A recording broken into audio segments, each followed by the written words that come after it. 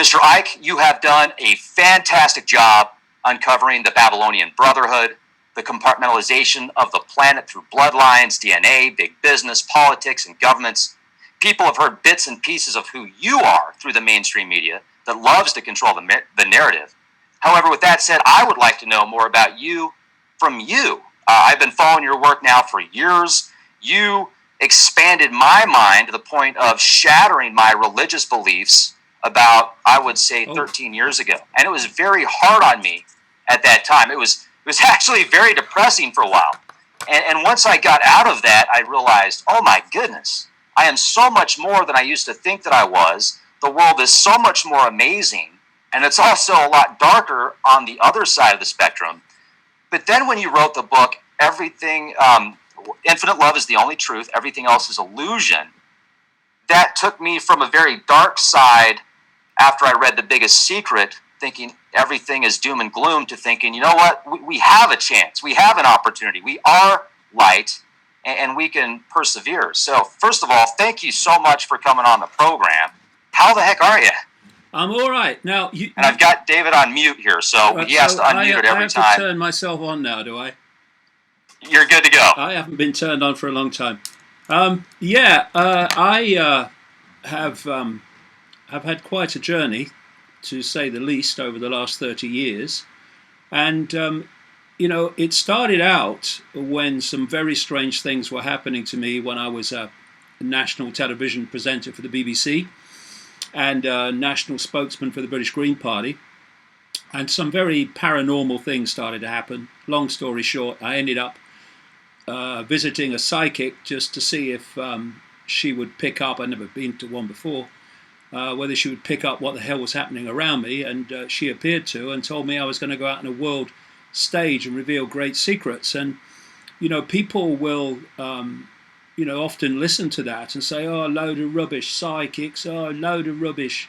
But everything I was told at that time, nearly 30 years ago, has happened or is happening in detail. So they have to explain that.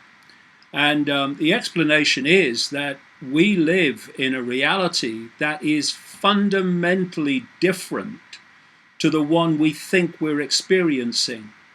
I mean, people talk about, things being far out. Well, I'm sitting on a chair now that isn't solid. I have walls surrounding me that are not solid, as quantum physics has shown. It's an illusion. It's a holographic illusion. And we are interacting with reality in the very same way, in principle, as a computer interacts with Wi-Fi. We are interacting with a field of possibility and probability, and we are manifesting that as a reality around us. Now, there's the, if you like, the collective reality, like the backdrop reality. So we look out of a window, we all see the same car going past. But how we impact upon that reality and how it impacts upon us comes down to our state of perception. Because we're dealing with a quantum field, like a cosmic Wi-Fi field of possibility and probability, we are choosing, though most of people don't realize it because it's kept from us, we are choosing what probabilities and possibilities we decode, like the computer decodes Wi-Fi, from this quantum field of possibility and probability. And what's doing the choosing is our perceptual state. Because this is why someone who sees themselves as little me, I have no power, lives a life experience that confirms to them that they are little me and have no power. This is why certain things happen to some people and other things happen to others. Perception. If you have a perception of little me, everything is a frequency. Everything is a band of frequency. Every thought is a frequency. Every emotion is a frequency. And thus, if your perceptual state is I have no power, and you're constantly looking up for someone else to control your life or dictate to you or tell you what to do, tell you what to think, that represents a very, very narrow band and low band of frequency. And so you are going to interact with the quantum field of possibility and probability, cosmic Wi-Fi, within that band of frequency that represents your perceptual state, and therefore what you're going to manifest as experiences are going to be within that perceptual state. Thus, you are going to be a self-fulfilling prophecy in terms of what you believe you are. You will experience yourself as being. When you start to change your self-identity from little me to infinite me, that come to the realization that we are not our body, we are not our labels, they are just vehicles for experience. In terms of labels, they are an experience. What we are points of attention within an infinite state of consciousness awareness. And we can be that awareness in its entirety, or we can be a myopic point of attention that believes it's little me and has no power. I am someone, that I work on the checkout in the store, that's who I am and nothing more. And therefore, where this is leading is that the stadium on which human life is played out, and from that all experience comes, is the stadium of perception. What you believe, you perceive. What you perceive, you experience. Or what you perceive, you believe, and what you believe, you experience. And when I've spent, this last 30 years uncovering this global conspiracy to enslave humanity in its entirety and totality, because that's the idea, it's been very clear for a very long time that the whole foundation of that control is control of human perception. And human perception comes from what? It comes from information received. Thus, you control information received. You are going to a very, very large extent dictate perception. And from that perception, through the process I'm talking about, you're actually going to dictate collective experience and individual experience. And therefore, where you now see this vast and increasing by the day war of censorship and suppression of information that's challenging the official narrative, what you're looking at is this war on perception playing out. Because as the alternative media in all its many and various forms has expressed itself more and more in recent times, not least through the internet, it has been a source of alternative ways of looking at the world. It's been a source of alternative information about the world. And what that means is it's been another source of information from which people can form their perceptions. And if you want to program perception, you must control information received. And that's what's happening now with your Facebooks and your Googles and your Amazons, etc. The censorship is there because they need to hijack and control information received. And where this is going, and where this is planned to go, and as we get into the technological side of this, that's all very much at the forefront of it, is to create a situation very much described by George Orwell in 1984, where people do not receive any information whatsoever, anytime, anywhere, that is not the official narrative. And they're the stepping stones we're taking now with this gathering censorship. And the reason for it is that this cause and effect process of control information, control perception, dictate experience, that is the whole foundation of human control. And so we need to take our perceptions back And that means coming to our own conclusions and not allowing us to be like a computer terminal downloading perceptions from an external source, i.e., the establishment sources that dominate information. So I would like to talk about this quantum computer that it seems like we are in a sense, when you look at quantum physics and you look at how nothing is solid, and they take something underneath a microscope and they can't get to that finite solid point because it keeps coming in and out of existence. When you look at fractals and DNA possibly being dual binary code, the electric universe, it all seems to be as if we're in some type of simulated reality. And then I think to myself, just as an example for people to use as a reference, are there 100 smoking men around a table that have the blueprint to the machine, and they're able to say, okay, on this date, we know what's going to happen because of all these. It's like the universal algorithm, I guess we can call it, and then they decide what gets out and when it gets out, and then they feed off of it. So I'm just going to call them the MFers, the money funders, those that love us so much. They have our best interest at heart, obviously. So with that being said, you've done so much research in the realms of shape-shifting and vibrational frequencies. And I know we only see 0.01% of the electromagnetic light spectrum, so they can come in and out of these dimensions. Like, do you think that they've always been there, or do you feel that they hijacked who we were at one point and have genetically manipulated us throughout the years to just continue to feed off of us?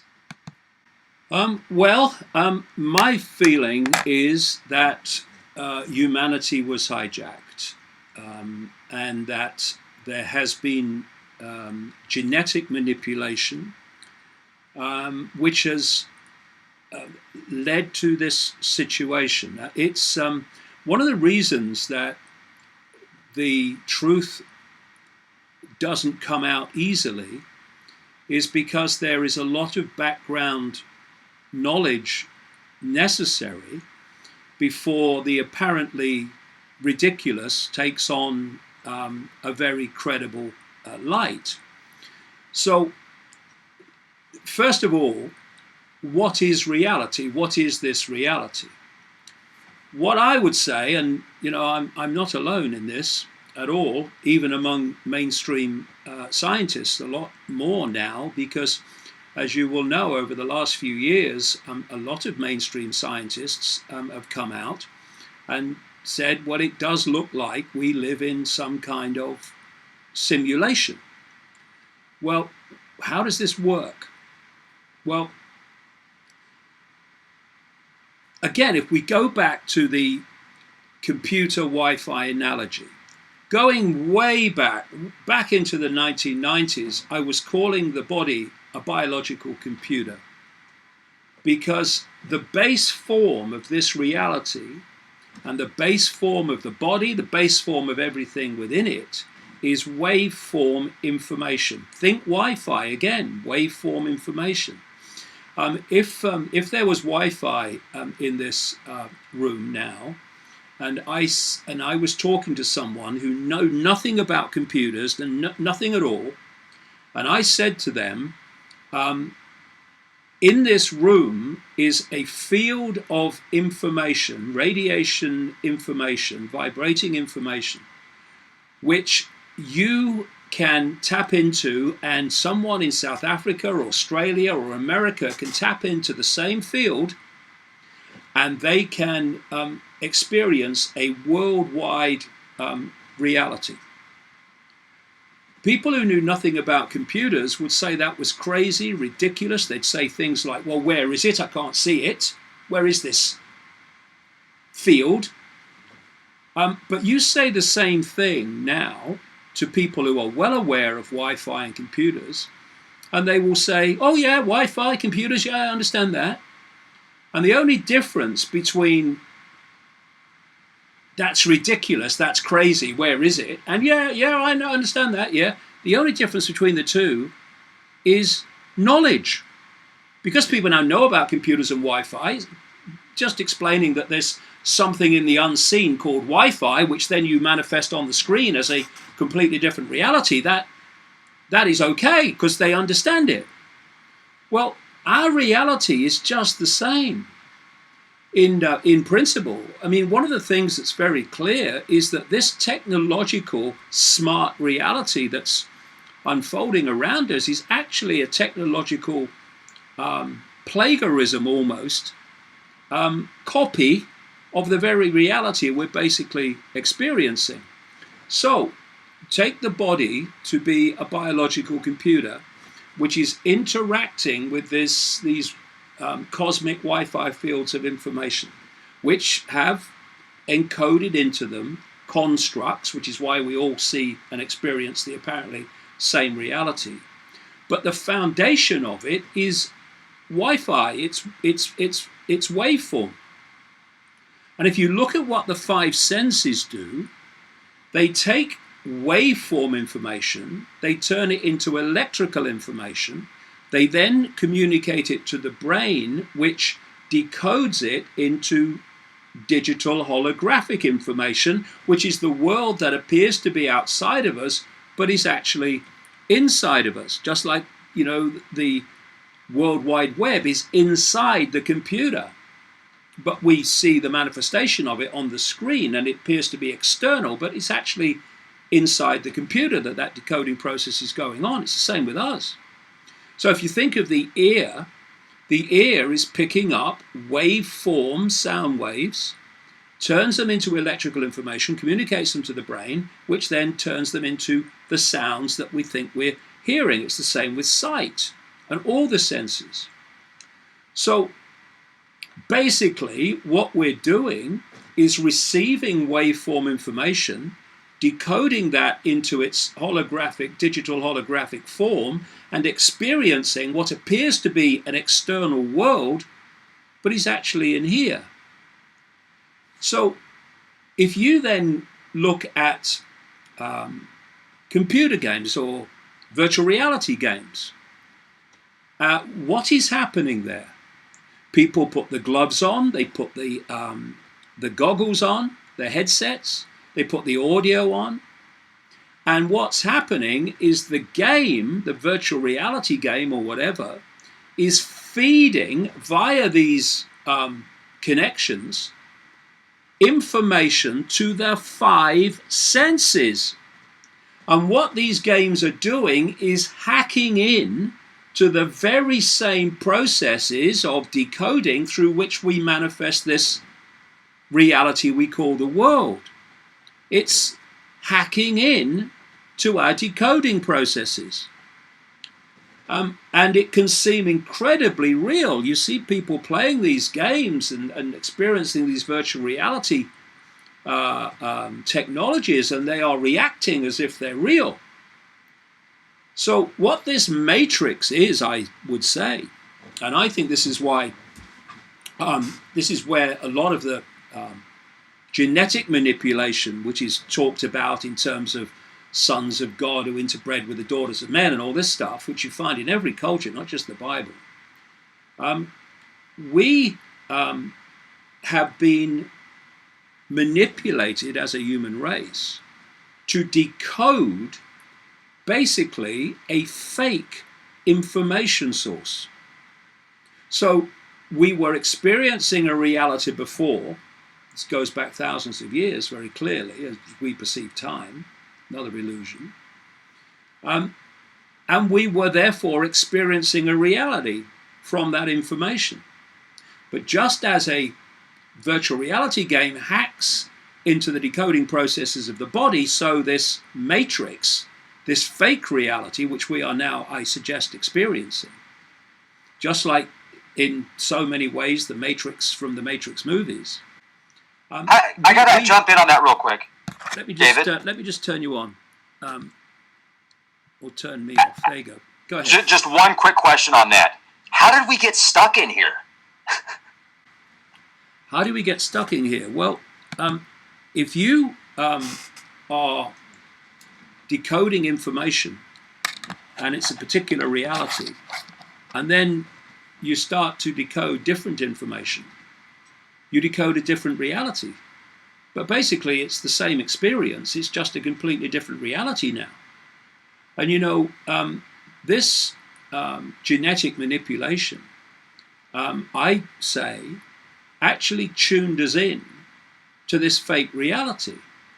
We operate, you mentioned it already, people look out into the world as they perceive it, and they think that they're looking and seeing everything in the space that they're looking at. What we see when we look around is a fraction, a laughable fraction of what exists in that space. According to mainstream science, the electromagnetic spectrum, which is far more than we can see, is 0.005% of what exists in the universe. Some say it's a bit more, but not much. And visible light, which is the only band of frequency that we can actually see, everything we see is within this band of frequency, is a smear of the 0.005%. So we are looking out and experience what we think is an expansive world, when actually it's a band of frequency so tiny it's hysterical, really. And I suggest, from my research over these years and decades, that is not an accident. It's design. If you want to hold people in perceptual servitude, then you want to keep them in as narrow band of perceptual potential as you possibly can. Because the more expansive we are in terms of what we can perceive, the more reasons there will be to question where we are, who we are, and what the hell's going on. You want people in this myopia. And I say that this simulation, in part, is, or more than part, is actually doing that to us. It's giving us a very narrow band of reality. If we could see beyond, think of firewalls. Think of the Chinese computer system, where they firewall off great swathes of the internet so people in China can't access them. That's basically what this simulation does. It firewalls us off, if we fall for it, from the rest of reality beyond it, which is infinity beyond it. And therefore we get stuck in this myopic perceptual bubble, thinking that it's something more than it is. And when you start to wake up, people say wake up, people are waking up. What does that mean? It means you start to let your mind expand, your sense of the possible expand, so that eventually it breaches the walls of this perceptual prison. And at that point, you start to perceive things, you start to perceive the prison in a very, very different light. You start to question it, you start to see things, you start to observe things that you weren't seeing before, because instead of being in the simulation and of the simulation, you are in the simulation in terms of the body, but your perceptions have now expanded beyond the simulation. Now you have another point of reference, and you start to see the world in a completely different way. And the more you allow your mind to expand and your consciousness to expand into these realms beyond the simulation, the more blatant and obvious the simulation and how it works becomes. And this is what they're terrified of. This is why they have to control information, because they need to keep us in a knowledge prison, which becomes a perceptual prison. Otherwise, we'd suss what's going on. And the other thing, of course, is you come into the world, you don't stay here that long by our perception of time, and you're out. The idea is to get them in, exploit them and get them out and get another lot in, and let none of them stay around for long enough or have access to information expanded enough to realize where they are, what and what they're actually experiencing. And this is why, again, through the ages since this hijack began, the people, that authority, whatever era, whatever culture, the people that authority are most terrified of are the seers and the shamans and the people who can have access to another reality to therefore give a different fix on this reality. They're the ones that they're terrified of. And that's why when the empires of Europe, dominated by the British Empire, went out and colonized the world, they absolutely targeted the shamans and the carriers of the ancient knowledge and the people who were out there beyond the simulation, who could see beyond the prison, if you like. They're the ones that they're terrified of, and they're still targeting them today. There you go. Now, I just got back from a trip in Moab, Utah, and there are these petroglyphs out there that show these cataclysmic events that took place 1,300 years ago. There was a huge solar flare, probably 10 times that of a Carrington event, that took people back to the Stone Ages. But it also shows these petroglyphs that look robotic in nature, some that look as if like a mantis-type being. And you've gotten into the reptilians quite a bit, but have you ever looked into other types of beings? Have you heard about the ant people that saved the Navajo? And could there be good and bad factions of these Anunnaki? I'm wondering if the Anunnaki and these ant beings are one and of the same. And I just want to add one more thing to this. There is a petroglyph in Utah, the ancient petroglyph, that shows a giant mantis-looking being. And it looks eerily similar to what I feel that I saw when I was just a baby. And I can still remember it like it was yesterday. And I was in my crib, and I've confirmed this with my parents, the room. Like, I didn't confirm that what I saw in the room, but I confirmed the room with my parents by describing what it looked like. And to make a long story short, I moved out of that place before I was 2 years old, so I know I was under 2 when I saw these things. But then I've seen other places that, like in a place called Sancawi, New Mexico, that looks like it could be over 10,000 years old, where these caverns were built into the mountainside. Reminds me of like an ant farm. So I'm thinking to myself, are the ant beings the Anunnaki, and are the Anunnaki the shapeshifters, the reptilians? Are they all one and of the same, but there's like different factions? I know that's a lot. It's a huge question, but I know you can keep up. Well, it's real simple, really, when you break it down, because it looks so complex. The world looks so complex. Everything looks so complex, but a lot of it, the complexity is there so that we don't see the simple truths behind it. So let's bring a simple truth in this question. I've just described that how we can see a tiny, tiny, laughable fraction of frequency, and that's what we call the world. Look at the diversity of form within that narrow band of frequency. Look at the diversity of form in the human race. Look at the diversity of form in the animal kingdom, the insect kingdom, the kingdom of nature. Look at the extraordinary diversity. It's amazing. And it's a tiny, tiny band of frequency that we are perceiving. So now imagine what exists in terms of diversity beyond the walls of this visible light smear of reality. I mean, it's almost incomprehensible. And when people like me talk of non-human entities manipulating human society, it's testament to the scale and depth and profoundness of human perceptual programming that people think it's hilarious.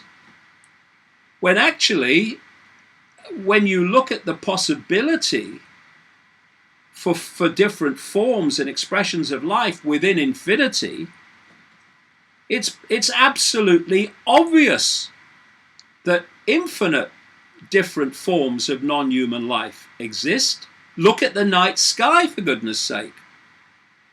And you're looking in the night sky with that blaze of lights, at a tiny fraction of the Milky Way galaxy. Never mind the universe, never mind infinity beyond the universe, because the universe is only one reality within infinity. So where you're describing these different forms of life, people will say, if they heard you say that for the first time, that's crazy, man. But actually, it's blatantly obvious that all forms of life are possible. And then you go to the next stage, which is all forms of perception and motivation are possible. And therefore, you don't just have this potentially infinite range of different forms that consciousness can experience. You have this infinite range of the attitudes, mentality, motivations of that potential infinity of form. So you're going to have non-human forms, whether they take a reptilian form or a what they call the greys, people call the ant people, or these other different forms of non-human, quote, intelligent life. You're going to have the whole range of possibility in terms of benevolence to malevolence. What I'm exposing in terms of this reptilian and other group, because it's not just reptilian, they seem to be the dominant one, is a malevolent expression of that form. A malevolent expression that wants to control and have control over.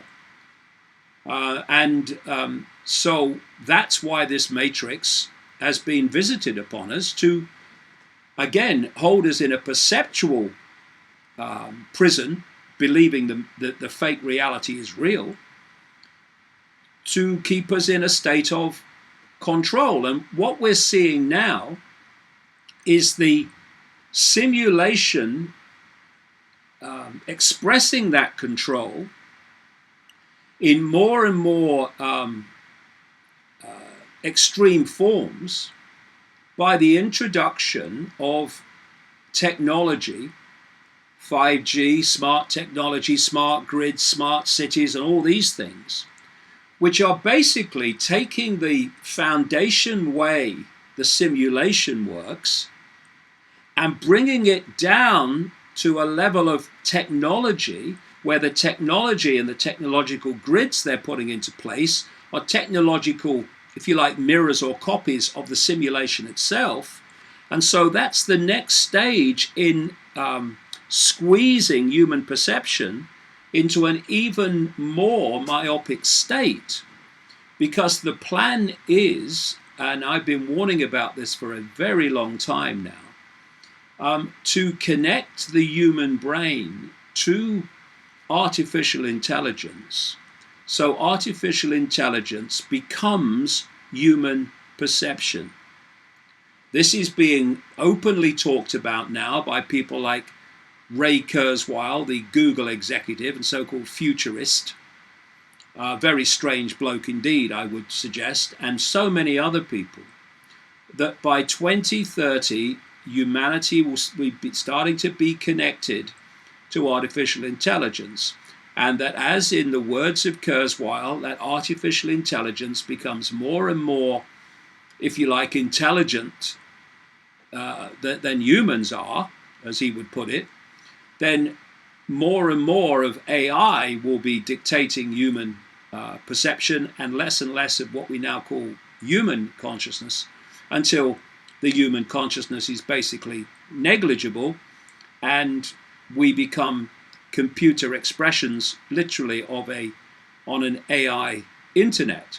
Now, this is not me sitting in a darkened room concluding this. This is what these people are now saying. And the reason they're saying it is they are seeking to sell us in their sales pitch the idea that being connected to artificial intelligence will make us superhuman. It's not about making us superhuman, it's making us post-human. That's what this is all about. And what's been happening is there has been a a process of getting people addicted to this smart technology that they hold, then moving on to getting technology on the body, the smart watches and the Bluetooth and all the Google Glass and all this stuff, and then to move to where they've been aiming all along, which is now happening, to in the body, implantable technology, which will then connect us to AI. And at that point,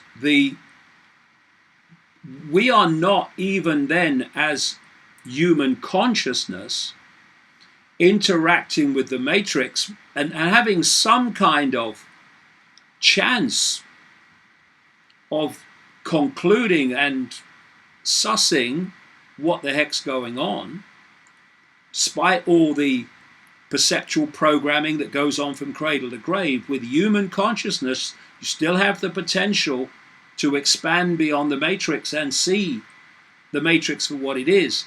This next stage is to dispense with human consciousness altogether and basically turn us into terminals of AI. And to make this grid work, to make it operate, make it possible, they have to have communicative power of 5G or higher. And this is why 5G, these millimeter wave communication systems, are being introduced while the system openly accepts there has been no independent testing. There were, whether you saw this a few weeks ago, there were telecommunication industry representatives on Capitol Hill being questioned about this. And in one particular exchange, they were asked, how much money has the industry spent on testing the safety of 5G? And the answer was nothing. And then you saw the presentation some years ago by the head of the Federal Communications Commission that's supposed to protect us from the telecommunications industry, where he was not only accepting that they weren't going to wait for testing and research because there's too much money to be made in effect, that they were just going to roll it out. They weren't going to wait for regulation, but would slow it down. And he was bragging about this. Now, the reason that 5G is not being independently tested, because if it was, then it would never be allowed to be played out. This is weapon-grade technology. This is a weapon. And part of the weapon is to grasp control of the human mind and to operate as a vehicle for this AI to take over human society. And we have, of course, seen scientists, many scientists. Stephen Hawking, the late Stephen Hawking was one. And we've seen people like Elon Musk saying that this AI plan could be the end of humanity. Well, the end of humanity as we know it is exactly what it's planned to be. And I would take Elon Musk more seriously if he didn't then go away, having said connecting to humanity to AI could be the end of humanity, and launch a company to connect the human brain to artificial intelligence and to put up satellites through his SpaceX operation that are there to beam Wi-Fi, 5G, at the Earth, so that there is nowhere on Earth that anyone can escape from it. This is the next stage of the simulation, bringing it absolutely down to finally absorb, assimilate what up to this point has been what we call human consciousness. So this has been a step-by-step process, and it had to get to this point because it's so far out, it's so extraordinary, it's so ridiculous, that until it was in people's faces, they would never accept it, or most people wouldn't. So we're in a time now that is extremely dangerous, because they're closing in on the end game, but also brims over with potential to put a spanner in this works, because people are increasingly finding it more and more difficult, still not the majority, but more and more, to go into denial about the way the world's going and how the world's changing and for what reason.